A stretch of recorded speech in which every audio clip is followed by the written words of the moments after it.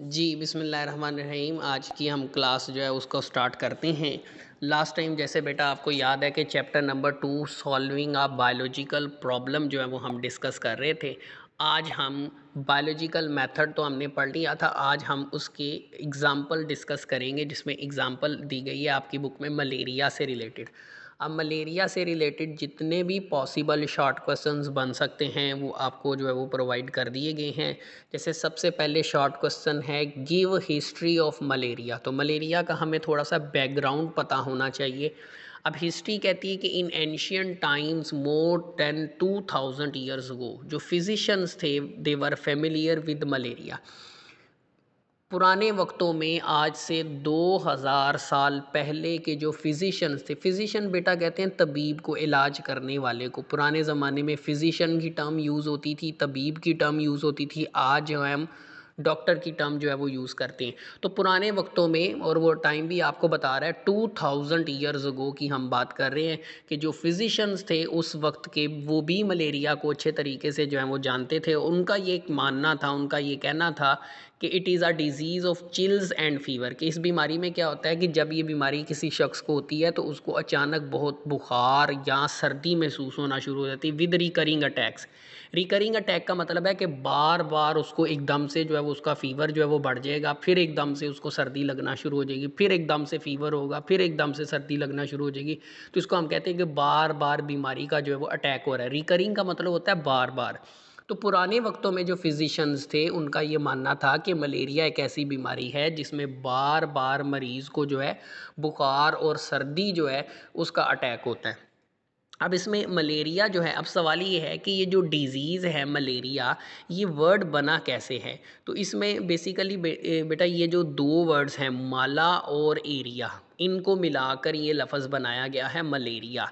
असल में ये जो लफ्ज़ हैं दोनों माला और एरिया जो हैं, ये दोनों ही जो हैं इटालियन वर्ड्स हैं। और इटालियन वर्ड में माला जो है हमारी ज़ुबान में उसका मतलब होता है बैड, और एरिया का मतलब होता है एयर। अब ये नाम इसको क्यों दिया गया, इसका थोड़ा सा बेटा मैं बैकग्राउंड आपको बता दूं। फिजिशियंस का ये मानना भी था, ये जो हम ऊपर बात कर रहे हैं कि फिजिशियन जो है वो इस बीमारी के बारे में कहते थे कि इस बीमारी में सर्दी होती है, बुखार होता है।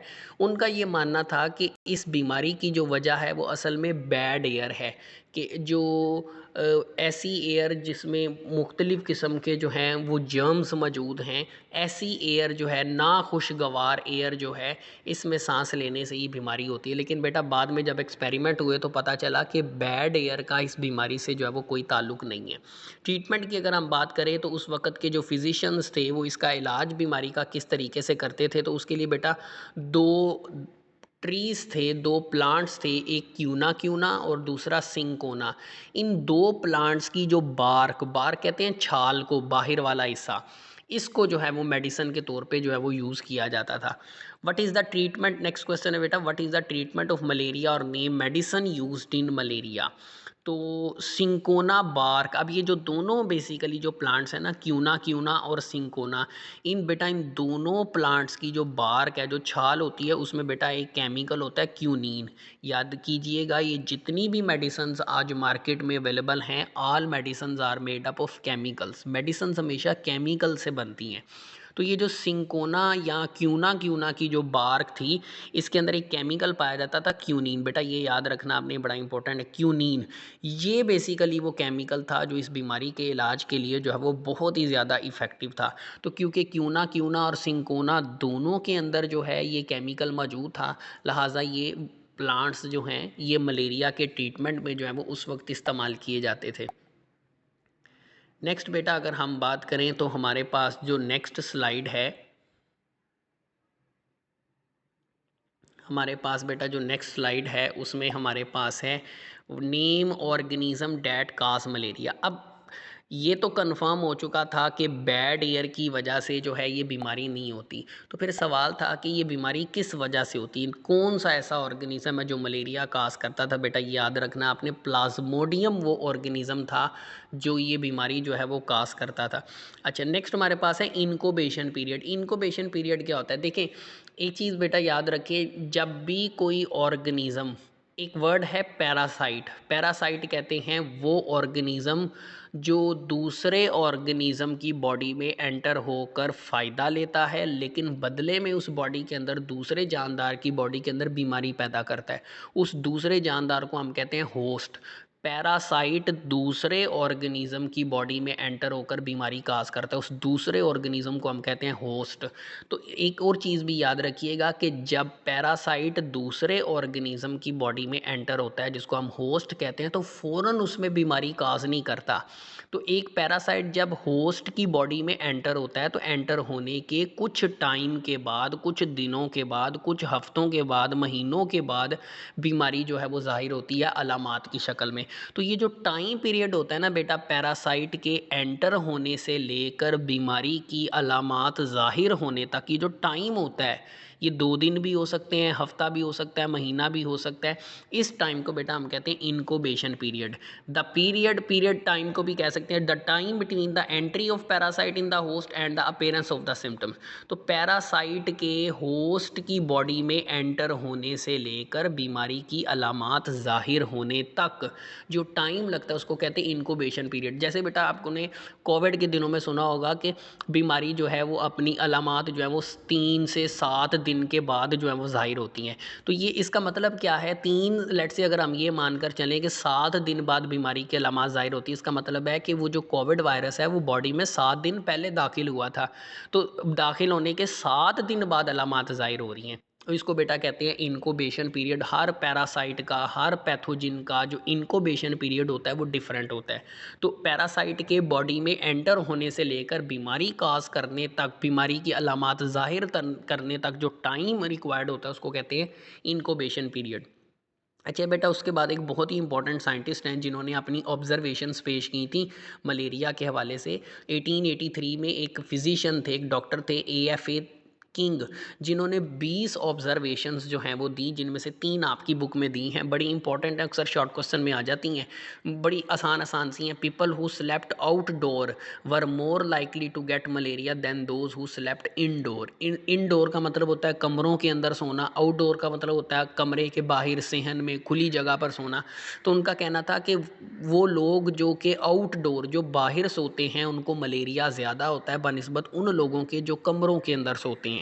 नंबर 2 है जी people who slept under fine nets. वो लोग जो जाली के अंदर सोते हैं, किसी जाल, किसी नेट के अंदर सोते हैं, उनको मलेरिया जो है वो कम होता है बनिस्बत उन लोगों के जो इस किस्म का कोई नेट जो है, कोई जाली नुमा मटीरियल यूज़ नहीं करते। इसी तरह बेटा उसकी एक वजह है। वजह आप देखें, जो पेशेंट्स होते हैं ना, मलेरिया के जो पेशेंट्स होते हैं, अगर आपने कभी उनको हॉस्पिटल्स में ऑब्ज़र्व किया हो या न्यूज़ में देखा हो, तो जिस बेड के ऊपर मलेरिया का पेशेंट होता है ना, उस पूरी जगह को जो है वो एक जाली, एक नेट के ज़रिए जो है वो कवर किया होता है। आगे चल के हम इसकी वजह भी पढ़ेंगे। और तीसरी वजह है वो लोग जो स्मोकी फायर, जो धुएं के करीब से होते हैं, उनको मलेरिया कम होता है। आपने पढ़ा हुआ है कि मलेरिया जो है वो असल में मॉस्कीटो, मच्छर के काटने की वजह से जो है वो होता है। तो मच्छर जो है वाहिद ऐसा ऑर्गेनिज़म है जो कि मच्छर वाहिद ऐसा ऑर्गेनिज़म है जो धुएं के करीब नहीं आता, जो जाली नुमा चीज़ के अंदर जो है वो दाखिल नहीं हो सकता। इसलिए जो है उन लोगों को मलेरिया जो है वो कम होता है। और जो लोग बाहर सोते हैं, अल्टीमेटली मॉस्कीटो की जो बाइटिंग है वो ज़्यादा होगी और वो ज़्यादा अफेक्ट होंगे। अच्छा बेटा, ये है कि मॉस्कीटो जो है वो कौन सा है जो कि बीमारी काज करता है, तो बेसिकली फ़ीमेल मॉस्कीटो हैं, एनोफिलीज़। ये नाम बेटा याद रखना आपने। एनोफिलीज़ जो मॉस्कीटो हैं वो बीमारी काज करता है। और नेम मॉस्कीटो काज एडीज़ फीवर, ये यहाँ पर जो है वो गलत लिखा हुआ है। ये यहाँ पर है name mosquito that cause fever in sparrows. तो स्पैरोज़ के अंदर जो फीवर है वो क्यूलेक्स मॉस्कीटो काज करता है। याद कीजिएगा, इंसान के अंदर, ह्यूमन बींग्स में मलेरिया का बायस जो मॉस्कीटो बनता है उसका नाम है फीमेल एनोफिलीज़ मॉस्कीटो। जबकि स्पैरोज़ के अंदर जो है, स्पैरोज़ के अंदर जो मॉस्कीटो मलेरिया का बायस बनता है उसका नाम बेटा है फीमेल क्यूलेक्स मॉस्कीटो। ये बेटा आपने याद रखना है। ये वो तमाम पॉसिबल शॉर्ट क्वेश्चंस हैं जो चैप्टर 2 में, ये जो मलेरिया वाला टॉपिक है, इससे पूछे जाते हैं और ये सारे पास पेपर्स में बेटा आ चुके हैं। उसके बाद बेटा है डाटा को हम ऑर्गेनाइज कैसे कर सकते हैं, डाटा को तरतीब कैसे दे सकते हैं। तो in order to formulate and then to test hypothesis, scientist collect and organise data. ठीक है। हाइपोथेसिस बनाने के लिए हम सबसे पहले क्या करते हैं, कोई भी बायोलॉजिकल प्रॉब्लम है उसको हल करने के लिए सबसे पहले हम क्या करते हैं, ऑब्जर्वेशन, इंफॉर्मेशन बेटा इकट्ठी करते हैं अपनी 5 सेंसेस को यूज़ करते हुए। फिर उन तमाम ऑब्जर्वेशंस को अरेंज करके हम क्या बना लेते हैं, हम बना लेते हैं डाटा। हम डाटा बना लेते हैं। अब डाटा इसलिए बनाया जाता है क्योंकि हमें उससे बनानी होती है हाइपोथेसिस, और हाइपोथेसिस बनाने के बाद ही हम एक्सपेरिमेंट जो है वो करते हैं। तो डाटा को ऑर्गेनाइज करने के लिए हम क्या करते हैं, सबसे पहले साइंटिस्ट जो है वो इन्फॉर्मेशन को कलेक्ट करते हैं। कलेक्ट करने के बाद उसको डाटा के अंदर जो है वो अरेंज करते हैं। डाटा बेटा कहते हैं अरेंज इन्फॉर्मेशन को। और एक्सपेरिमेंट करने से पहले ये काम करना बहुत ज़रूरी है। It is very important for a scientist to describe collection method, कि उसने किस तरीके से जो है वो इन्फॉर्मेशन को इकट्ठा किया और किस तरीके से उसने डाटा में अरेंज किया। इससे आगे इससे रिलेटेड हमने आगे भी एक क्वेश्चन करना है। अच्छा बेटा, क्वेश्चन है बहुत ही इंपॉर्टेंट है, थेरी। थेरी क्या है?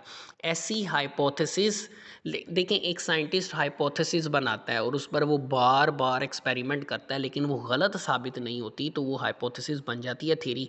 The hypothesis that stand the test of time.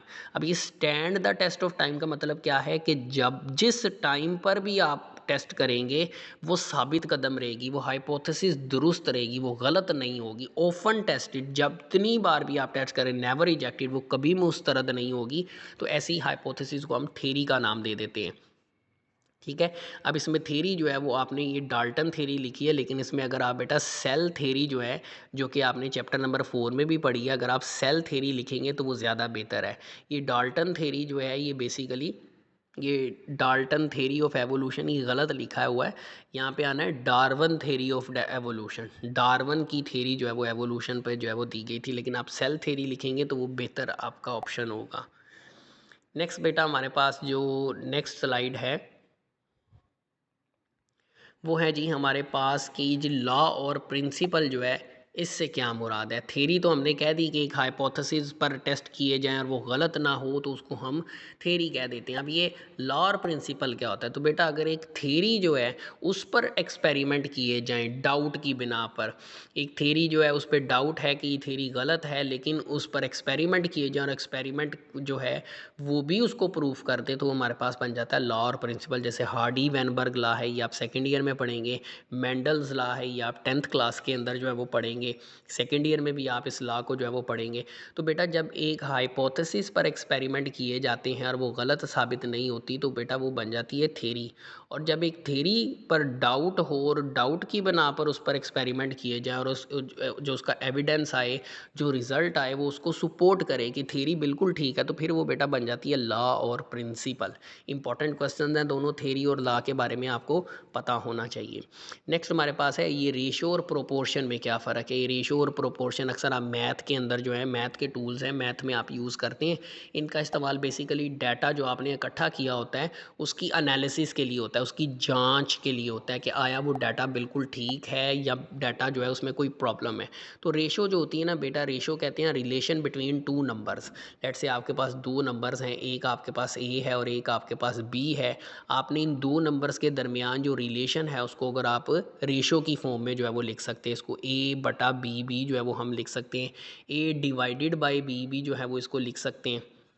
तो when a relation between two numbers expressed in terms of quotient, quotient ये बटे के लिए, फ्रैक्शन के लिए वर्ड यूज़ होता है, तो it is called ratio of A to B. जब दो नंबर्स ए और बी के दरमियान रिलेशन को आप बटे की शक्ल में जाहिर कर दें तो इसको आप रेशो का नाम जो है वो देते हैं। अब रेशो को आप कॉलन से भी शो कर सकते हैं, आप इसको जो है वो डिवीजन से भी शो कर सकते हैं। जबकि प्रोपोर्शन में हम क्या करते हैं बेटा, दो जो रेशोज़ होती है, लेट से हमारे पास एक रेशो ये है, ए रेशो बी है, और एक हमारे पास है सी रेशो डी। अगर हम इन दो रेशोज़ को इक्वलिटी के साइन के साथ जो है वो जोड़ देते हैं तो ये हमारे पास बेटा बन जाती है प्रोपोर्शन। अब इसका फ़ायदा ये होता है कि अगर इन प्रोपोर्शन में हमें तीन वैल्यूज़ पता हैं और एक वैल्यू हमने फाइंड करनी है, तो वो हम बड़ी आसानी से फार्मूले को अरेंज करके जो है वो कर सकते हैं। मेरे पास कट रही है आपकी बहुत। जी जी अकबर, मेरी आवाज़ आ रही है आपको? आपकी आवाज़ कट रही है। अब आ रही है मेरी आवाज़ आपको?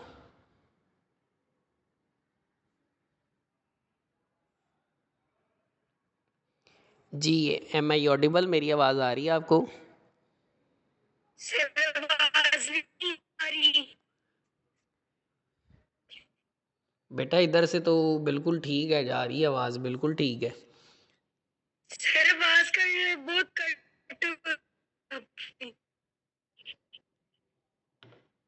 चलिए मैं लास्ट करता हूँ, अभी इसको कंप्लीट करते हैं, मैं आपको रिकॉर्डिंग जो है वो लेक्चर शो करता हूँ। बायो इन्फॉर्मेटिक्स क्या है? कंप्यूटर और स्टैट की टेक्निक्स को यूज़ करते हुए अगर आप डाटा की एनालिसिस करते हैं तो उसको हम कहते हैं बायो इन्फॉर्मेटिक्स।